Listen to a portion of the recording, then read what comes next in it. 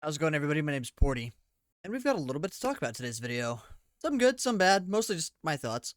Behavior put out their developer update for the 8.3 update that's coming soon.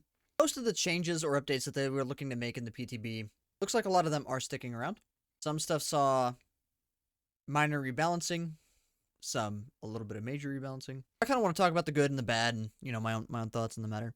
Really quick, guys, before I get into this, remember, if you enjoy the content, make sure you hit the like button, subscribe, and hit that notification bell.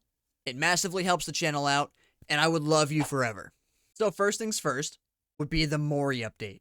The Ivory and Ebony Moris once again let you kill survivors who have been hooked twice. They're not just blood point offerings anymore. That being said, Cypress Mori, which I believe was the yellow one, is just straight up being removed. Which is fine, because they're keeping the thing where you can Mori the last survivor. That's awesome. That's honestly the way that I thought it should have been to begin with.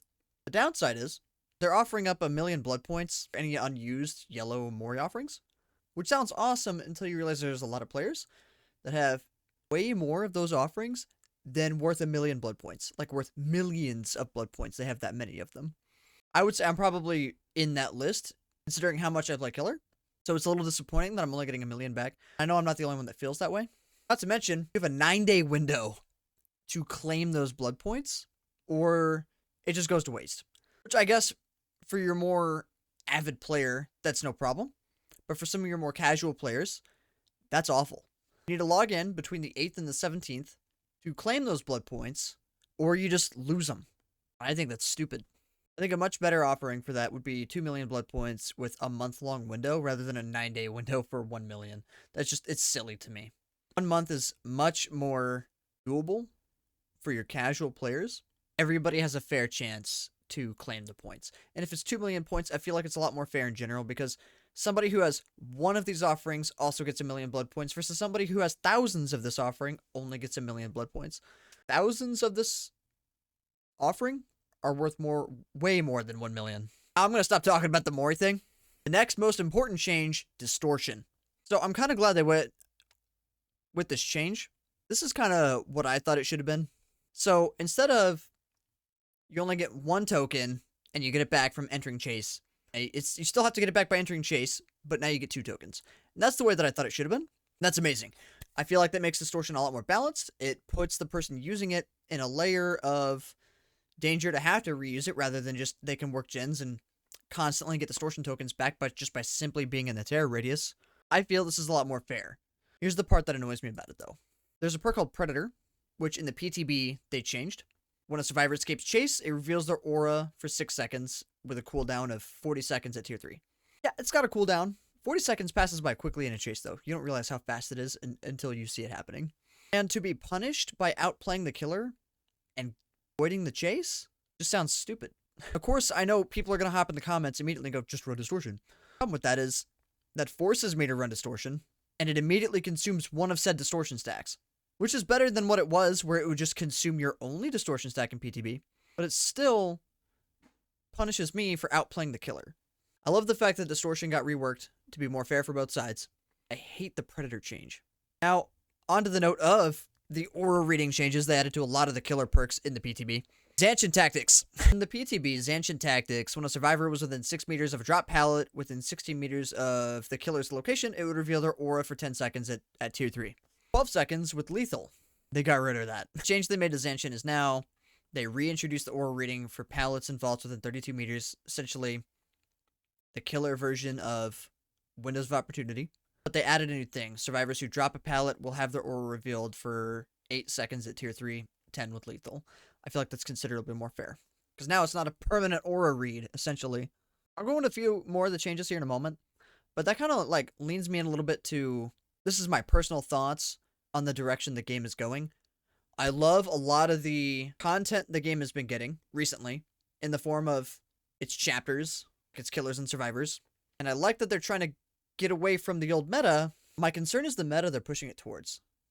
It seems to me that behavior is pushing the game towards just an aura reading meta for both sides. A lot of the fun of this game for me is kind of not knowing a whole lot. As a survivor, getting scared by the killer is awesome. I love it. It's a horror game. You're not knowing where they are. You just have their terror radius, or in some killers' cases, no terror radius. Now we've got more survivor perks that show the killer's aura. I've even been running a build recently in my survivor games that just almost always shows the killer's aura, which is super useful. I'd say I escape about 80% of those matches just because I know where they are. And for killers, they already had a lot of aura reading, but in 8.3, I feel like it's gotten worse. Many perks reveal auras for killers, and while not as many perks for survivors, the list is still growing also for survivors. The direction the current meta is going leaves me a little concerned.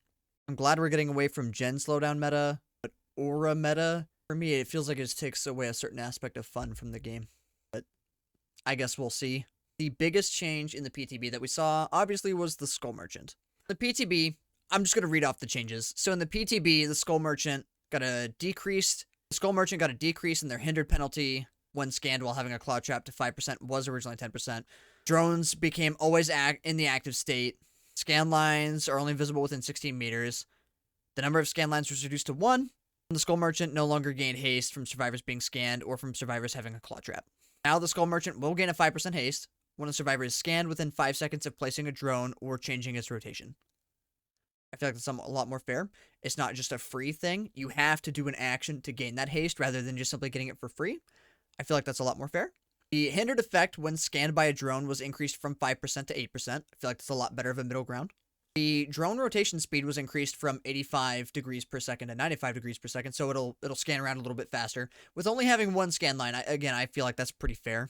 For a long time, the Skull Merchant moved at the same speed when deploying drones and scanning with their little phone thingy as they did the normal walking speed, which meant like you weren't really punished for doing either of those two things.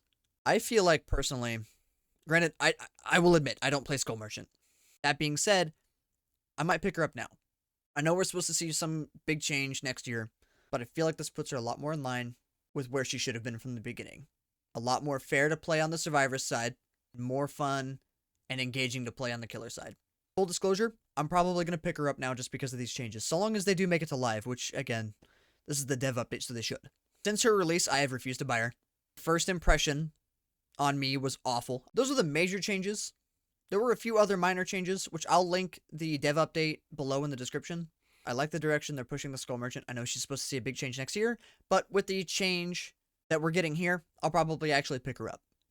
She seems like she could be a lot more fun and engaging for both sides at that strength level. And as far as the perk changes, I feel like behavior's leaning a little too heavily on the aura reading for both sides, especially killer side right now. But it feels like we're getting away from a gen kick meta, which is great. We need to get away from that meta and move on to something else. But I feel like with it moving into a more aura-focused meta, we could see just some pretty repetitive, boring gameplay from that.